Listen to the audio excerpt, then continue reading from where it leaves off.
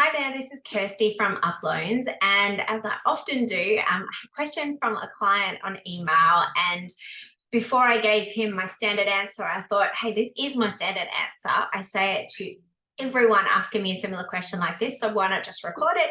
And that way, maybe it will help someone else out there who's thinking through something like this.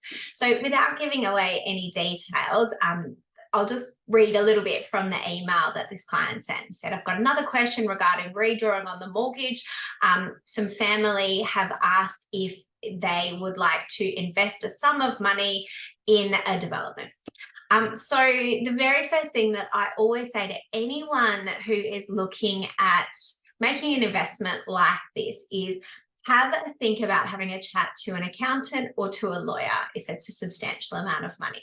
So that would be number one, get some professional advice. And as much as I'm a professional in my field, I'm not an investment advisor in respect of this. So all I can do as far as advice is tell you how I can help you get the money. I can't tell you how to protect yourself and whether or not the structure is going to be best for this person because it's an investment. And it might be better to structure it as a separate loan for tax deductibility. And so that would be something that an accountant would go through with them. Quick tea break. The next thing that I would say, and I'm going to speak from personal experience here, is to think about the worst case scenario that could happen. So I will give you a very personal experience. A number of years ago, a friend, a mentor, someone I had known for decades, asked me to invest in a project.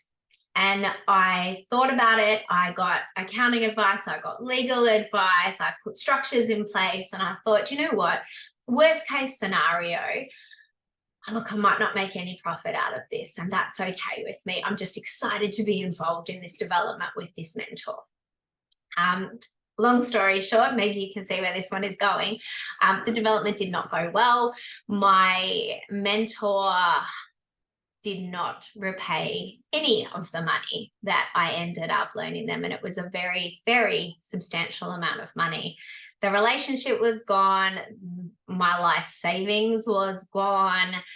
And I felt so silly because I did not consider the proper worst case scenario. So the worst case scenario that I should have considered was, am I prepared to lose that relationship? And am I prepared to lose all of the money that I invested? I never saw that as an outcome. So that would be the second thing. Once you get all the proper legal advice, which I did in my case, then have a think about the worst case scenario and think, are you prepared to live with that? I hope that doesn't happen to this client or to anyone else involved in anything like this.